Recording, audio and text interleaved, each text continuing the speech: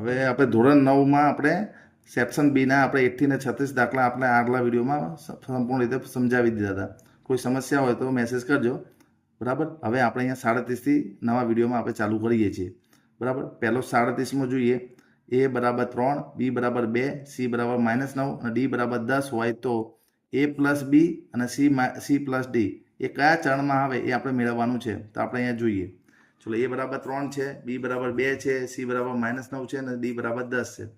a plus b અને c plus ડીનું આપણે કયું ચરણ છે એ ચકાસવાનું છે. તો 3 પ્લસ 2 અને -9 પ્લસ 10. 3 ને 2 કેટલા થાય? 5 થાય. અને 10માંથી 9 જાય તો શું આવે? 1. બંને ધન હોય તો કયા ચરણમાં આવે? પ્રથમ ચરણમાં. બરાબર. બંને પ્લસ હોય તો કયા ચરણમાં આવે? પ્રથમ ચરણમાં. હવે 38માં જોઈએ આપણે. ચલો, 38માં શું છે? ત્રિકોણ એબીસીમાં ખૂણો a બરાબર ખૂણો c છે, bc બરાબર 3 સેમી છે અને ત્રિકોણ એબીસીની પરિમિતિ 10 સેમી છે. તો એસીનું માપ શોધો. એટલે આમાં બે બાજુઓના બે ખૂણાના માપ સમાન આપ્યા છે એટલે સામેની બાજુઓ સમાન થશે. બીસી બરાબર 3 સેમી અને પરિમિતિ પણ આપેલી છે. ચલો, હવે અહીંયા દાખલામાં આપણે આકૃતિ દોરીએ. એબીસી દોર્યું. એમાં એબી બરાબર શું આપેલું છે? આપણે a બરાબર ખૂણો શું આપેલો છે? c. આ ખૂણો અને આ ખૂણો સમાન છે તો સામેની બાજુ શું થશે? સમાન.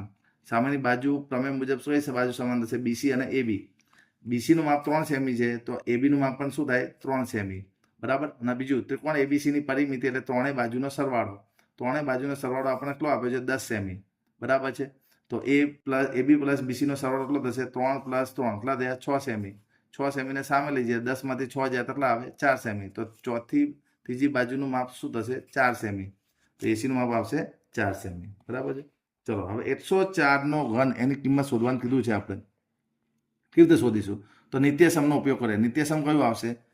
a પ્લસ બીનો ઘન બરાબર એનો ઘન વત્તા બીનો ઘન 3ab a પ્લસ બી. આ નિત્યસમનો આપણે ઉપયોગ કરીએ એના પરથી સાદુરૂપ આપીએ. ગુણાકાર કરીને કોઈ જવાબ લાવવાના નથી, નહીં તો 0 માર્ક્સ મળશે. ધ્યાન રાખજો, નિત્યસમનો ઉપયોગ કરવાનો. નિત્યસમનો ઉપયોગ કરો અને પછી જવાબ મેળવવાનો છે. તો 100 પ્લસ 4 નો ઘન, 100 નો ઘન, 4 નો ઘન, 3 ગુણ્યા 100 ગુણ્યા 4 અને 100 પ્લસ 4. જ્યાં a દેખાય ત્યાં 100 લખવાના હતા, b દેખાય ત્યાં 4 લખવાના હતા. ચલો, 100 નો ઘન એટલે બે 0 છે ને, કેટલા 0 આવશે? 3 વખત આવશે. 2 0 2 0 2 0 એટલે કેટલા 0 થશે? 6 0. 4 નો ઘન, 4 ગુણ્યા 4 16, 16 ચોક 64. 3 ગુણ્યા 4 એટલે 1200 થશે. અહીંયા 100 પ્લસ 4. 1200 100 વડે ગુણાય એટલે કેટલા થશે? 1,20,000 થશે. એટલે 12ની પાછળ 4 મીંડા આવશે. ના, આનું આવશે ગુણાકાર 12 ગુણ્યા 4 એટલે 4800 આવશે. આ બધાનો સરવાળો કરો એટલે તમારો જવાબ આવશે 11,24,864. 11,24 અને 864. ચલો, હવે 10.5 સેમી ત્રિજ્યાવાળા ગોળાની વક્ર સપાટીનું ક્ષેત્રફળ. ત્રિજ્યા કેટલી આપી છે? 10.5. અને ગોળાની વક્ર સપાટીનું ક્ષેત્રફળનું સૂત્ર શું છે? 4πr². સૂત્ર ખાસ આવડવું જોઈએ. સૂત્ર આવડશે તો જ દાખલો આવડશે. ત્રિજ્યા આપેલી છે. ચલો, હવે 40માં દાખલામાં જોઈએ આપણે. r બરાબર 10.5 સેમી છે. ગોળાની વક્ર સપાટીનું ક્ષેત્રફળ એટલે 4πr². પાઈની કિંમત 22/7, r એટલે 10.5 એટલે 10.5. બરાબર. વર્ગ છે એટલે 2 વખત લખવાનો. 7 15 70 105 થાય ને 1 પોઈન્ટ કાપો એટલે 1.5. 1.5 અને 10.5 અને 88 ત્રણેય ગુણાકાર કરશો એટલે શું આવશે? 1386 સેમી સ્ક્વેર. બરાબર. હવે જુઓ, સમીકરણ 3x + 2y + 12 = 0 ના બે ઉકેલ જણાવો. બે ઉકેલ મેળવવાના છે ને, તો પહેલા આ બાજુ આવી જાઓ. 3x + 2y + 12 = 0 ના બે ઉકેલ છે. તો એનો ઉકેલ શોધવો હોય તો કોઈને કરતા બનાવો, y કે x ને. તો આપણે y ને કરતા બનાવીએ તો 12 ને સામે લઈ જઈએ એટલે માઇનસ, x 3x ના સામે લઈ જઈએ તો માઇનસ, 2 સામે જાય તો છેદમાં. હવે x ની કિંમત અહીંયા શું મૂકવાની? પહેલા 0 મૂકવાની. 0 મૂકીએ તો y ની કિંમત શું આવી? -6. પછી અહીંયા 2 મૂક્યા તો y ની કિંમત શું આવી? -9. તો પહેલું બિંદુ શું મળશે? 0 અને -6. બીજું બિંદુ મળ્યું 2 અને -9. આવી તો 2 ઉકેલ મળે. આવી તો અસંખ્ય ઉકેલ મળે, કારણ કે આખી રેખા છે. રેખા પર અસંખ્ય ઉકેલ આવે એટલે આપણે ખાલી 2 જ ઉકેલ દર્શાવવાના છે. એકવાર 0 લખ્યું, એકવાર લખ્યું 2. કોઈને એવું ઈચ્છા થાય તો સાહેબ -2 લખીએ તો હા, -2 લખીને બી જવાબ લઈ શકાય. બરાબર છે. ચલો, હવે નીચેના પ્રશ્નોના જવાબ આપો. x ને શું કહેવાય અને y વચ્ચે ખૂણાનું માપ કેટલું હોય? કારણ કે આ x અક્ષ કહેવાય ને આ y અક્ષ કહેવાય. તો બંને વચ્ચે ખૂણાનું માપ શું હોય? 90 નું હોય. બંને વચ્ચે ખૂણાનું માપ, કારણ કે x અને y એ બંને અક્ષો છે એ ક્યાં છેદે? કાટખૂણે છેદે. એટલે અહીંયા 90 નો ખૂણો આવશે. બરાબર.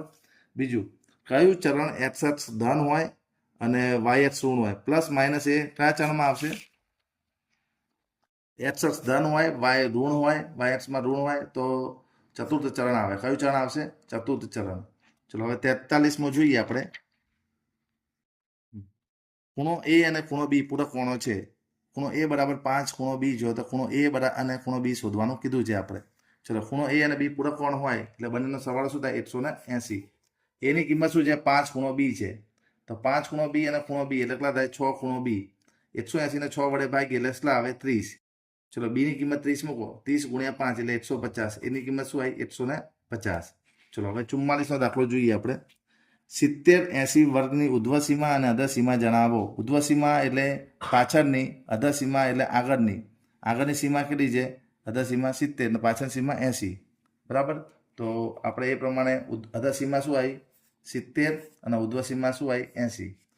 બીજું સ્તંભાલેખ વાય-અક્ષ પર આવૃત્તિ વિતરણ કોષ્ટકમાં શું દર્શાવે? વાય-અક્ષ પર હંમેશા શું આવે? આવૃત્તિ. આપણે આમ આલેખ દોરીએ ને તો વાય-અક્ષ પર હંમેશા આપણે શાનો ઉપયોગ કરીએ છીએ? આવૃત્તિનો ઉપયોગ કરીએ છીએ. ચલો 45માં જોઈએ. ત્રિકોણ એબીસી એકરૂપ ત્રિકોણ આરપીક્યુ છે. બરાબર. ખૂણો એ બરાબર 60 છે, ખૂણો બી બરાબર 70 છે, ખૂણો ક્યુ શોધવાનું કીધો છે. તો સૌથી પહેલા શું કરવાનું કે આપણે ખૂણો ક્યુ શોધવાનું છે એટલે એને સંગત શું છે કે આર છે, બી ને સંગત શું છે પી છે અને સી ને સંગત ક્યુ છે. તો એ પ્રમાણે લઈએ. ચલો એને સંગત એ બરાબર 60, બી બરાબર 70. તો ત્રીજો ખૂણો શોધી નાખીએ તો એ 60 અને 70 કેટલા થાય 130. 180 માંથી 130 જાય એટલે આવે સી બરાબર 50. હવે આપણે સીપીસીટી પ્રમાણે આપણે ક્યુ જોઈએ તો સી ને અનુરૂપ શું આવે ક્યુ. બતાવ્યું છે ને સી ને અનુરૂપ શું આવે ક્યુ. સી ને અનુરૂપ શું આવશે ક્યુ. તો ખૂણો સી બરાબર ક્યુ બરાબર 50. તો કિંમત શું આવશે 50.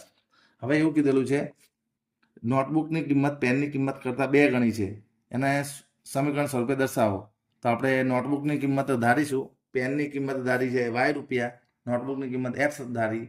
તો એક્સની કિંમત જે છે વાયની કિંમત કરતાં 2 ગણી છે. તો એક્સ બરાબર શું થશે 2y અને 2y ને આ બદલી લઈએ એટલે એક્સ માઇનસ 2y બરાબર 0. એ થશે તમારું સમીકરણ. હવે 47માં જોઈએ. શંકુ આકારના સ્તંભની ત્રાસી ઊંચાઈ કેટલી છે 5 મીટર છે અને પાયાનો વ્યાસ કેટલો છે 40 મીટર છે. બરાબર. ચલો તો ત્રાસી ઊંચાઈ એલ બરાબર 5 મીટર, વ્યાસ 40 મીટર, ત્રિજ્યા શું થાય એની અડધી એટલે 20 મીટર. તો શંકુની વક્ર સપાટીનું ક્ષેત્રફળ શું છે પાઈ આર એલ. પાઈની કિંમત 314/100 અને 5 ગુણ્યા 20, 20 50 શું થાય 100 ઉડી જાય એટલે 314 મીટર સ્ક્વેર. બરાબર. 48માં જોઈએ. ચલો 48માં શું લખ્યું √3 અને 6 માઇનસ √3 અને √5 અને 6 માઇનસ √5 એ એક્સ પ્લસ વાય બરાબર 6 ના ઉકેલ છે કે નહીં. તો એક્સ બરાબર આ કિંમત મૂકવાની, વાય બરાબર આની કિંમત મૂકવાની. જો જવાબ 6 આવે તો ઉકેલ છે અને તો ઉકેલ નથી. તો હવે જોઈએ. ચલો એક્સ બરાબર √3 મૂક્યા, વાય બરાબર 6 √3 મૂક્યા, સાદુરૂપ આપ્યું તો 6 જવાબ આવ્યો તો ઉકેલ છે. પછી એક્સ બરાબર √5 મૂક્યા ને એક્સ બરાબર √5 મૂકવાના, વાય બરાબર શું મૂકવાના 6 માઇનસ √5. આ બંને વારા પરથી કિંમત મૂકીએ, √5 ઉડી ગયા તો 6 આવે તો ઉકેલ છે. બરાબર. 6 જવાબ આવે એટલે ઉકેલ છે. ચલો 49માં શું લખેલું છે? ત્રિકોણ એબીસીમાં બીડી કિરણની દ્વિભાજક છે. એબીડીનું માપ 43 હોય તો એબીસી શોધો. ચલો હવે ત્રિકોણ એબીસી દોરી દીધો, બીડી દ્વિભાજક દોરો એટલે આ બંને ખૂણા સમાન હોય. આ જેટલું માપ હોય એટલું જ હોય. આનું માપ 43 આપ્યું છે તો આખા ખૂણાનું માપ શું થાય બમણું થાય. 2 ગુણ્યા 43 એટલે કેટલા થશે 86. હવે 50મો ત્રિકોણ એબીસીમાં ખૂણો એ, ખૂણો જેમ ખૂણો બી, ખૂણો જેમ ખૂણો સી છે. તો એને સંગત શું છે 5 છે, બી ને સંગત શું છે 6 છે, સી ને સંગત શું છે 7 છે. બરાબર. તો શું આવશે ખૂણો એ બરાબર 5x, બી બરાબર 6x અને સી બરાબર 7x. ત્રણેય ખૂણાનો સરવાળો 180 અંશ થાય. 5 + 6 11 ને 7 18x બરાબર 180. 180 ને આપણે 18 વડે ભાગીએ એટલે x બરાબર શું આવે 10. હવે x ની કિંમત અહીંયા 10 મૂકીએ તો 5 ગુણ્યા 10 એટલે 50, 6 ગુણ્યા 10 એટલે 60 અને 7 ગુણ્યા 10 એટલે 70 થાય. પણ આમાં સૌથી નાના ખૂણાનું માપ પૂછ્યું છે. સૌથી નાનો ખૂણો કયો છે? એ છે. એટલે એનું માપ શું આવશે 50. તો આપણે સૌથી નાના ખૂણાનું માપ 50. હવે બીજું જે છે આપણે નવા વિડીયોમાં શીખીશું.